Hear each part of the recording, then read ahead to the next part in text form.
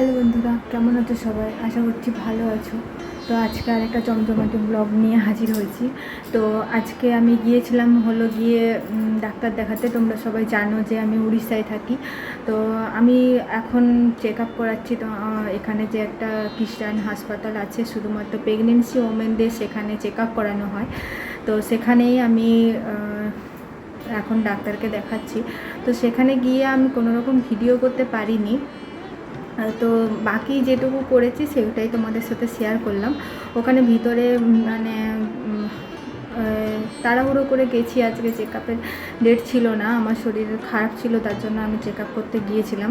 তো সেখানে তাড়াহুড়ো করে যাওয়ার জন্য আমি ভিডিও ক্লিপই করতে পারিনি। তো দেখা যাক, চলো দেখো যে ওখানে গিয়ে পরে আমি ডাক্তার দেখাই এবং কিছু টেস্ট করতে দেয়, সেই টেস্টগুলো করি। সেখানেই হয়তো ছোটো ছোটো তুলেছি, সেগুলোই তোমাদের সাথে শেয়ার করলাম। আর তারপর আমি ওখানে সামনে একটা খুব বড় বাজার ছিল, সেটাতে গিয়েছিলাম আমরা। তো তারও কিছু ক্লিপ আমি তোমাদেরকে শেয়ার করেছি। চলো তাহলে ভিডিওটা দেখতে থাক।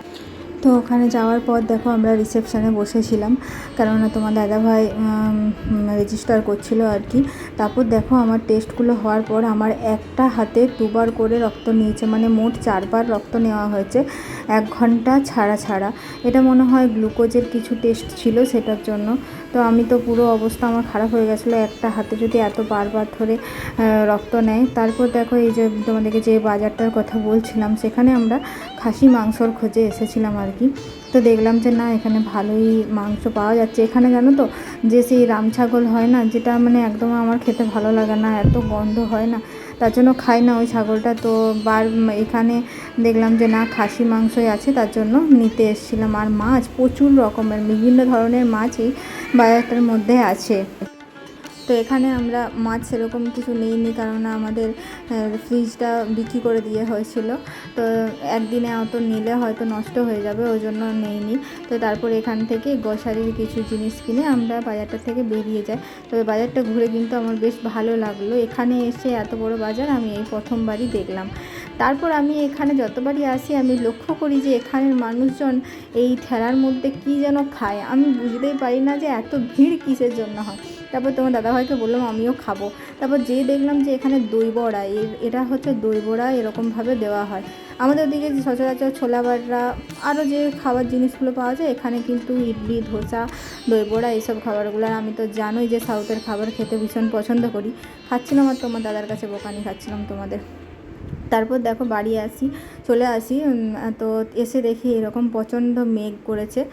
তো মেঘ করার জন্য আর দেরি করিনি, আমরা তাড়াতাড়ি চলে এসেছিলাম। তারপরে এসে দেখে অনলাইনে একটা অর্ডার এসছে। আমি বীজ অর্ডার দিয়েছিলাম, যেহেতু আমরা নিচের তলার কোয়ার্টার চলে এসেছিলাম, তাই আমরা বীজের অর্ডার দিয়েছিলাম। আমার খুব ভালো লাগছিলো, 50টা ফুলের ছিল এবং 50টা ফলের ছিল। তারপর সেগুলো লাগিয়েছি, দেখো এরকম এখন হচ্ছে এরকম অবস্থা। এই ছোট ছোট বেরিয়েছে, তোমার সব বেরোয়নি, কিছু কিছু বেরিয়েছে, কিছু কিছু বেরোয়নি।